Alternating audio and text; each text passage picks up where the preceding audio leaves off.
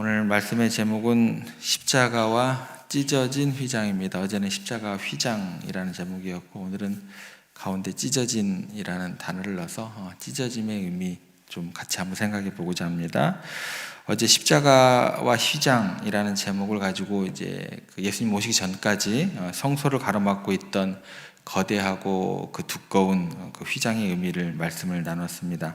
성소하고 지성소를 나누는 게 휘장이다라고 했는데 단순히 공간을 나누는 얇은 천이 아니라고 어제 우리가 말씀을 같이 나눴습니다.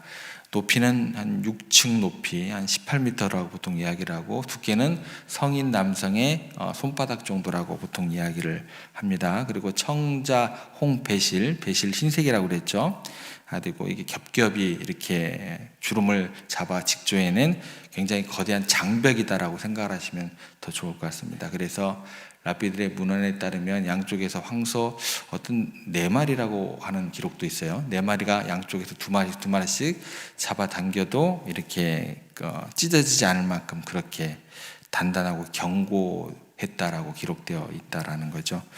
그리고 그 지성소는 하나님의 거룩한 임재가 머무는 곳이기 때문에 죄를 가진 인간이 함부로 들어갔다가는 그 자리에서 바로 죽을 수도 있는 두렵고 엄미한 장소였다라고 설명되어 있습니다. 그래서 대제사장조차도 1년에 단 하루 정해진 날이죠. 그것도 자기 마음대로 못 들어가죠. 대속죄일 7월 10일 자신과 백성의 죄를 덮기 위한 짐승의 피를 들고서야 두려움 가운데서 휘장너머로 들어갈 수 있었다라고 이렇게 이야기를 했습니다.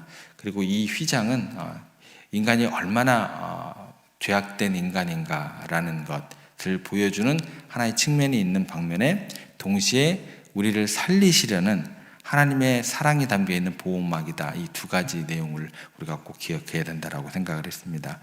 그런데 이제 여기에서 이제 출발을 해보겠습니다. 아무리 이제 사랑이 담겨있는 보호막이다 할지라도 하나님과 우리 사이에 그렇게 두꺼운 장벽이 가로막혀 있다고 한다면, 영원토록 그 장벽이 있다고 한다면 우리 신앙은 어떠한 모습으로 나타나게 될까요? 라는 그 질문과 함께 시작을 해보겠습니다. 어떨 것 같으세요? 늘 죽음이라는 어떤 그런 공포, 또 저기 잘못 들어갔다가 우리가 죽지는 않을까라는 그런 것들, 그죠? 두려움 속에서 거할 수밖에 없다라는 거죠. 죄에 대해서 그렇게 생각할 수밖에 없게 되는 겁니다. 그런데 이제 그 인간의 힘으로 그 정도로 황소의 힘으로도 찢을 수 없는 이 절망의 벽으로 우리 가운데 자리하게 되는 거죠. 그러면 이걸 어떻게 해결할 수 있느냐라는 거죠. 그래서 오늘 본문을 보시면 이제 이 그 역사를 뒤바꿔 놓은 가장 극적인 사건을 우리에게 증언해주고 있습니다. 37절, 38절 다시 좀 보시면 예수께서 큰 소리를 지르시고 숨지시니라. 이에 성소 휘장이 위로부터 아래까지 찢어져 둘이 되니라. 우리가 주목해야 될 것은 뭐냐면 시간입니다. 타이밍입니다. 성소 휘장이 언제 찢어지냐라는 거예요. 예수님께서 십자가에서 숨을 거두시는 바로 그 순간 성소 휘장이 찢어졌다. 여기에 이제 우리가 주목을 해야 된다라는 거예요. 그리고 누가복음 23장 46절에 보면 예수님께서 십자가에서 이렇게 내뱉으신 큰 소리의 그 내용이 나옵니다. 그게 정확하게 기록되어 있는데 아버지 내 영혼을 아버지 손에 부탁하나이다. 이 말씀을 하시고 육신의 생명을 하나님 아버지께 온전히 내어드리는 그 찰나에 성전 깊은 곳에 드리워져 있던 거대한 휘장이 한 가운데가 갈라지며 찢어졌다라는 거예요. 그러니까 예수님의 그 십자가 위에서 죽음하고 예루살렘의 성전의 그 휘장이 찢어지는 시간이 동시에 일어났다라는 겁니다. 이게 이제 우리가 이해해야 될 것은 우연의 일치가 아니다라는 거죠. 이 사건은 본질적으로 같다라는 이야기가 되는 겁니다. 그리고 중요한 사실 하나를 또 발견하게 되는데 휘장이 찢어진 방법입니다. 그 방법이 뭐냐면 위에서부터 아래예요. 동시에 찢어졌고 예수님이 돌아가실 때 동시에 찢어졌고 그 방법은 위에서 아래라는 거죠. 이제 여기서 이제 한 가지 더 생각해 볼 거는 뭐냐면 만약 사람들이 성전에 들어가서 그 휘장을 찢으려고 했다면 잘 찢어지지도 않겠지만 어디서부터 찢는 게 맞냐면 아래서부터 위로 찢어야 된다는 거죠. 그런데 지금 위에서부터 아래로라고 성경은 기록하고 있는 내용은 뭐냐면 물리적인 힘이, 인간의 물리적인 힘이 개입된 것이 아니다라는 그 뜻이 내포되어 있는 겁니다. 누가 찢으신 것이냐? 하나님 아버지께서 친히 두 손으로 이 단절의 장벽을 붙잡으시고 위에서부터 아래로 완전히 찢어 내리신 것이다 라는 그 의미가 담겨 있는 겁니다. 그래서 이 구절 속에서 기독교 복음의 핵심이 담겨 있게 됩니다. 종교와 기독교 복음의 차이가 여기서 드러나게 됩니다. 세상의 모든 종교는요, 인간이 밑에서 위로 휘장을 찢어버리고 발버둥 치는 게 일반 종교입니다. 내 도덕적인 노력, 수양, 고행, 봉사로 신에게 도달하려고, 우리로 얘기하면 하나님께 도달해 보려고 아래에서 위로 길을 내려는 눈물겨운 시도가, 이건 뭐예요? 이건 종교입니다. 예. 종교 생활하지 마세요. 예. 이거는 근데 가능해요? 불가능해요? 종교 생활은요, 신에게 도달할 수 있는 그게 아니에요. 불가능한 거예요. 하나님께 도달할 수가 없어요. 우리의 힘으로 15cm 그 죄의 벽, 이거를 1mm라도 찢을 수 있을까요? 안 된다라는 거예요. 그런데 기독교는 다릅니다. 기독교는 인간이 길을 내는 게 아니에요, 여러분들. 예. 우리가 원하기도 전에, 우리가 아직 죄인 되었을 때 하나님께서 먼저 위로부터 아래로 길을 내어준 사건이 되는 겁니다. 인간 쪽에서 하나님께 올라갈 수 없으니까 하나님께서 친히 그 벽을 허무시고 일방적으로 다가오신 위대한 사랑의 선언, 그게 뭐예요? 위에서 아래로 찢어진 휘장이 되는 겁니다.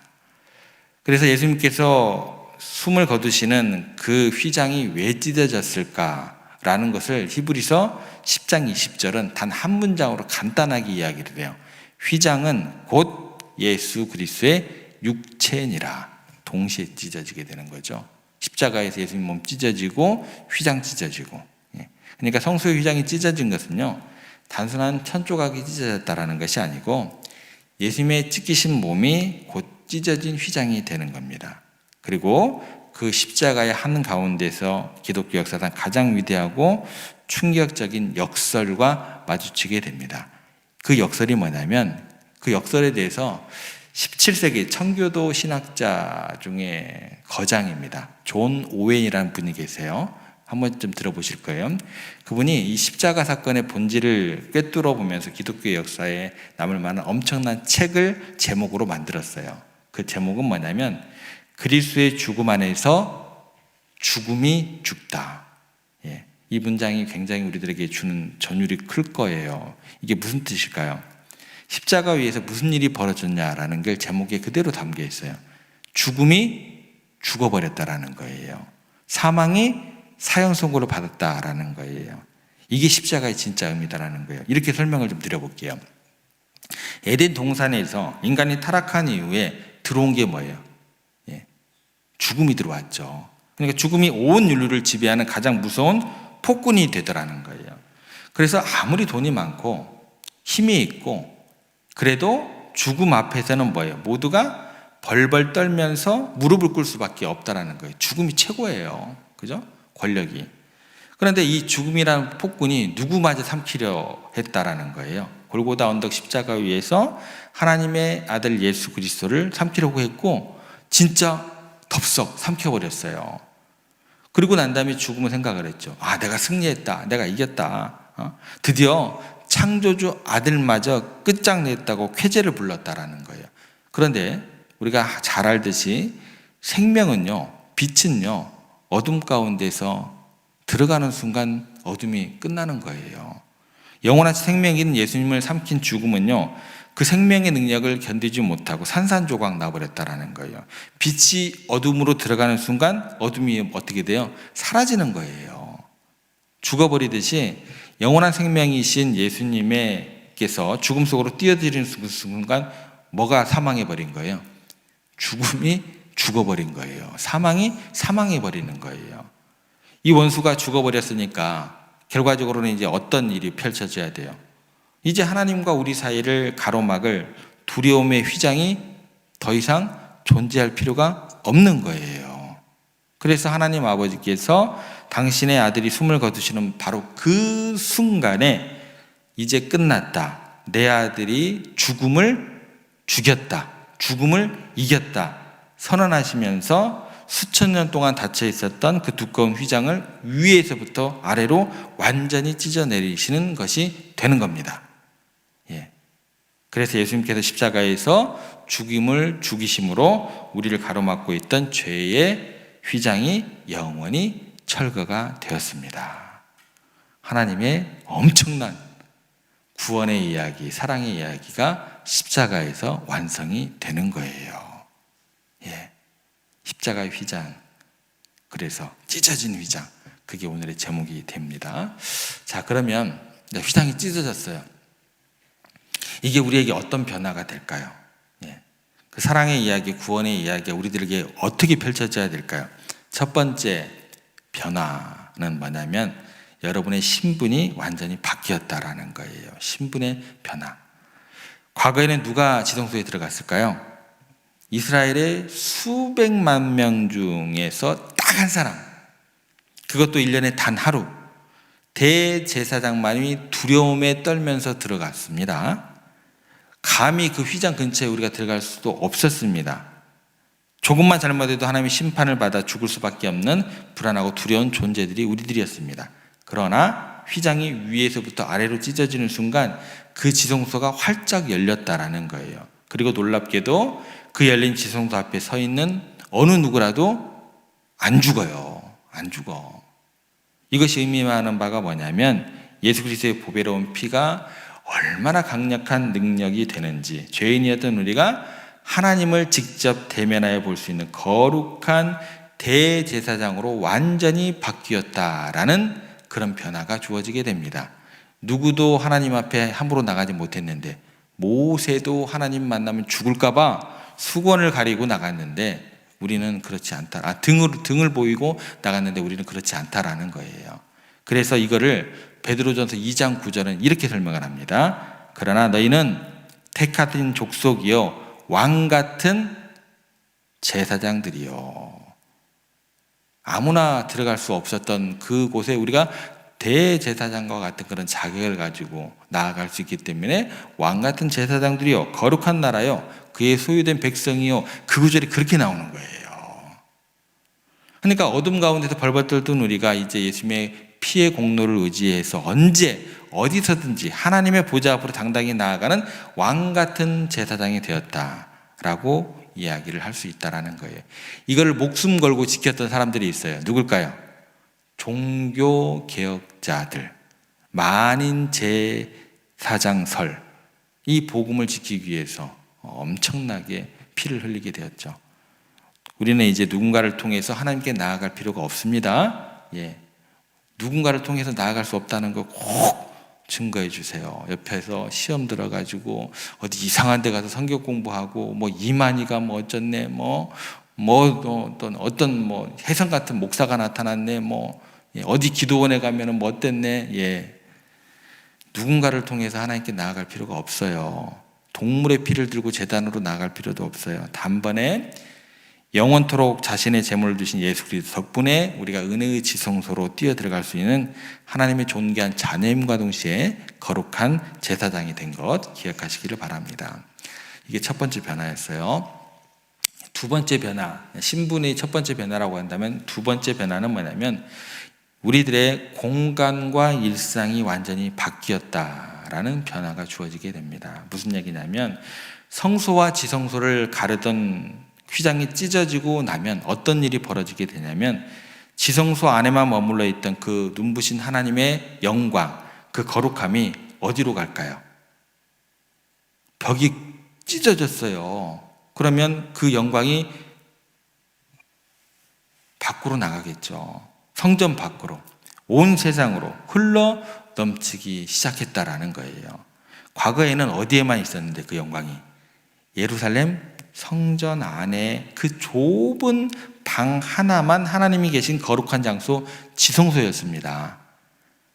그리고 세상은 어떤 곳이에요? 속된 곳, 더러운 곳.